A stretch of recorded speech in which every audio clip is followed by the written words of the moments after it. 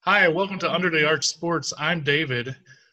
Please remember to subscribe to our YouTube channel and then check out our Instagram and Facebook pages.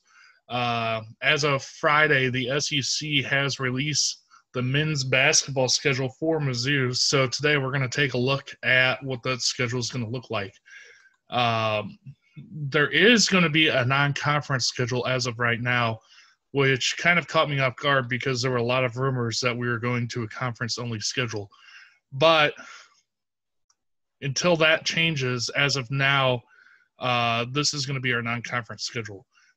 First, on November 25th, Mizzou is going to play Oral Roberts at home. December 6th, we were scheduled to play at Wichita State. December 9th, we're playing Liberty. December 22nd, we're playing Bradley. And January 30th, we're supposed to play TCU in the SEC Big 12 Challenge. Some notes to point out on this: the Illinois bragging rights game is not on here. It sounds like they are still trying to get that scheduled and played. However, it probably will not be in St. Louis. It'll be at one of the campuses. The other thing on the schedule that is listed right after the November 25th game is a multi-team tournament type event that hasn't been announced yet. It sounds like they're still trying to get a tournament scheduled and underway down possibly in Orlando, Florida, kind of like they do every year, one of those early non-conference tournaments around Thanksgiving time. So it'll be interesting to see as the days and weeks go on if something else gets released. I know we are inching ever closer to the start of the season. So I am glad they finally released the schedule. Next, let's take a look at our conference schedule. December 30th, we have a home game against Tennessee. Then we go on the road January 2nd and January 5th. First to play at Arkansas, then Mississippi State. Then Mizzou will come back and play LSU on January 9th, then Vanderbilt on January 12th. Then they go on the road to play Texas A&M January 15th. They come back January 19th for South Carolina. Then January 23rd and 26th, they'll play at Tennessee and Auburn respectively. At the beginning of February, Kentucky comes to Mizzou Arena. Then Alabama comes to Mizzou Arena. February 10th, Mizzou will go on the road to play Ole Miss. Then February 13th, Arkansas comes into town to play against Mizzou. And then the final 5 games are February 16th and 20th on the road against Georgia and South Carolina. Then February 23rd and 27th, Ole Miss and Texas A&M come in. And then we finish off the season at Florida. Some things to note with this schedule is I kind of like it because there's no long road trip or home trip for this matter. There's about 2 games in between each trip. So they have a little time at home and then a little time on the road. And it's not every other game either.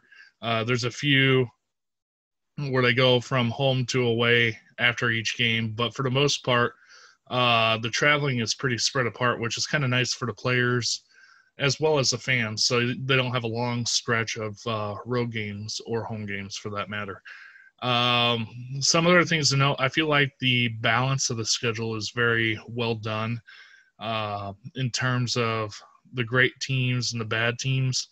For the most part, it's all kind of spread out across the season, which is kind of nice. You're not playing a bunch of top-heavy teams and then bottom feeders all at once.